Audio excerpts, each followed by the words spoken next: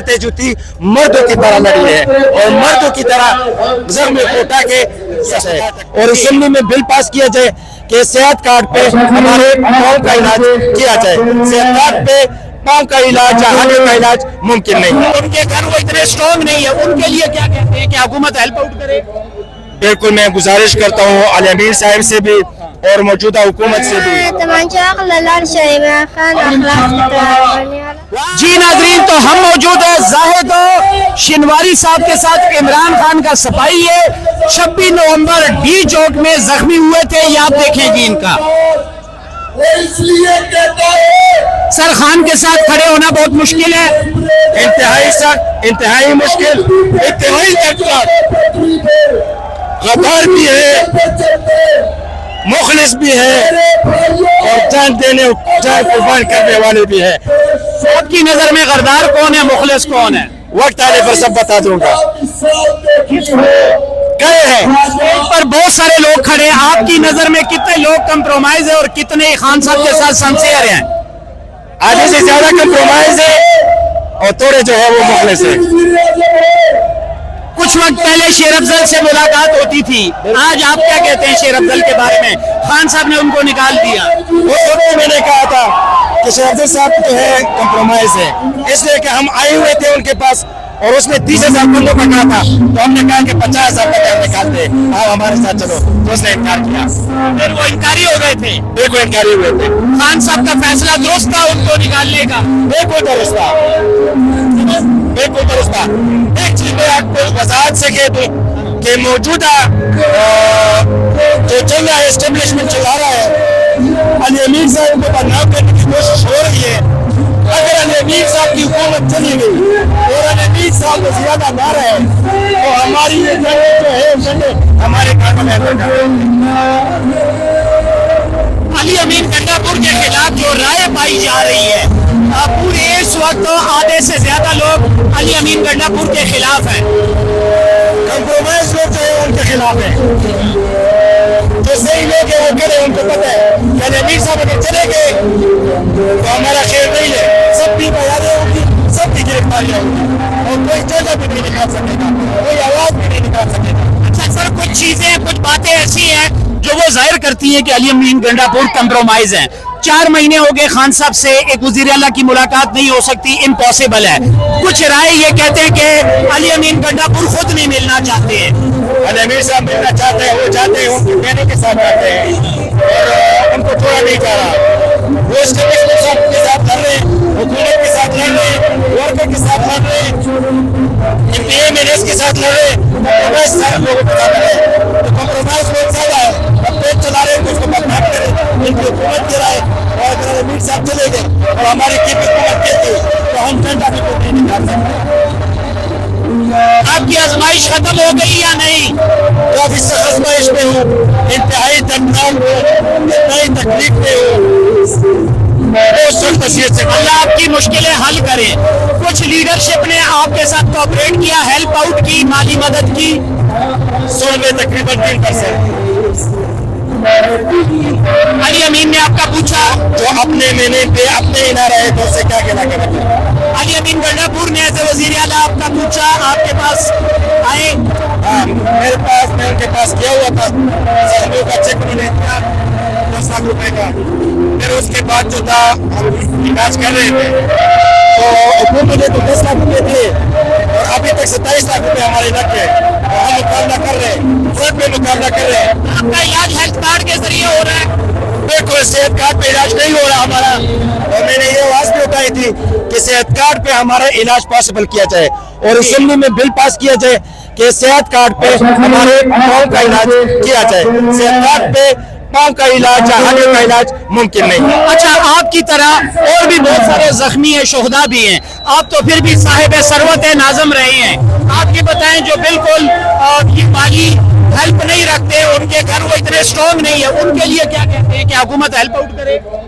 بالکل میں گزارش کرتا ہوں علی امیر صاحب سے بھی اور موجودہ حکومت سے بھی کہ میں تو ایک متوسط طبقے سے تعلق رکھتا ہوں, مگر انتہائی دردناک ان لوگوں, ان زخمیوں سے پوچھیں کہ ان کے گھروں کے حالات کیا ہیں, ان شہداء کے گھرانوں سے پوچھیں کہ ان کے گھرانوں کے کیا حالات ہے, بھوکے پیاسے مر رہے ہیں, تکلیف سے گزر رہے ہیں. اگر ان کو ایک نوکری دی گئی تو ان پہ ان کا گزارا مشکل ہے. 50,000 روپے پہ یا 60,000 روپے پہ ان کا گھر نہیں بستا. میں تو چل رہا ہوں, میں تو مقابلہ کر رہا ہوں سختیوں سے بھی, مشکلات سے بھی. 3 سال سے میرے بچے اسکول نہیں گئے. بچے کیوں اسکول نہیں گئے؟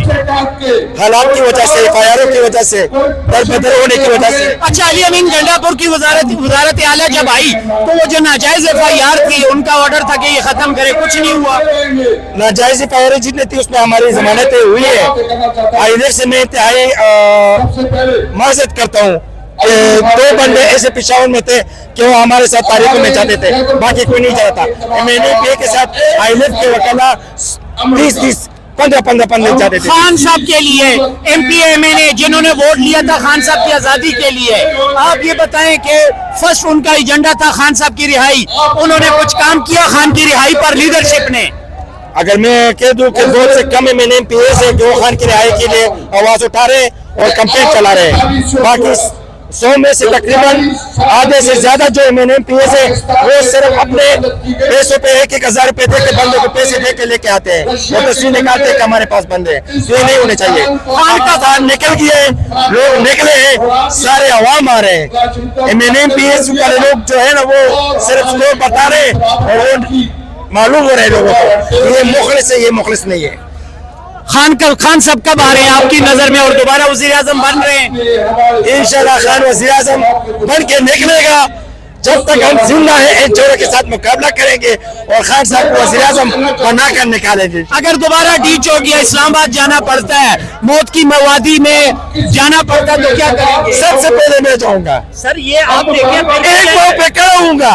عاصم منیر کو بھی کہتا ہوں, آرمی چیف کو بھی کہتا ہوں, موجودہ اس کرپٹ ٹونے کو بھی کہتا ہوں کہ ڈی چوک میں ایک پاؤں پہ کھڑا ہوں گا عمران خان کی رہائی کے لیے, پاکستان کی آزادی کے لیے اور اپنے حق مانگنے کے لیے آؤں گا انشاءاللہ. جی ناظرین, ہم موجود ہیں 26 نومبر کے زخمی زاہد شنواری کے ساتھ, لیبر ونگ کے جنرل سیکرٹری بھی ہیں, اور 26 نومبر میں یہ گئے تھے علی امین گنڈا پور کے قافلے کے ساتھ, تو یہ ان کی حالت ہے. لیکن ان کا جذباتی بھی جوان ہے, یہ کہہ رہے ہیں کہ اگر دوبارہ پارٹی جاتی ہے تو پھر میں ایک پاؤں پہ کھڑا ہوں گا, لیکن خان صاحب کے نظریے سے پیچھے نہیں اٹھاؤں گا. بہت شکریہ سر, تھینک یو. حکومت کے ساتھ جی ناظرین, میں موجود ہوں کن کے ساتھ؟ زاہد شنواری کے بیٹے کے ساتھ. یہ وہ بیٹا ہے کہ جس نے اپنے والد صاحب کو کہا تھا کہ پاپا آپ خان صاحب کی آزادی کے لیے کیوں نہیں جاتے, آپ جائیں, اڈیالہ جیل کا تالا توڑیں اور عمران خان صاحب کو آزاد کریں. یہ بیٹا آپ نے بولا تھا پاپا کو, کیسے بولا تھا آپ نے؟ بولے پختو کی ہوا ہے, پختو کی ہوا ہے.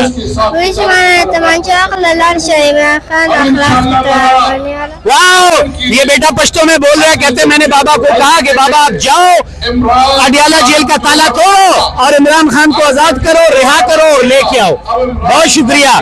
اسکول بیٹا کیوں نہیں جا رہے؟ اسکول جاتے ہیں؟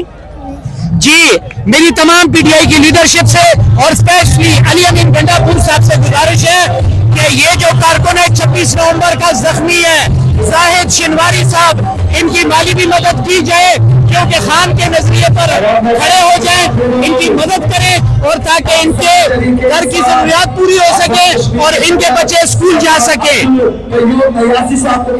اپنے ناراض نہیں ہونا اپنے بیٹے کے. آپ کیا کر رہے ہو؟ یہ محسوس ہوا جزاک اللہ. جی پکوڑے ہونے کے دم دام کنٹینر کی سامان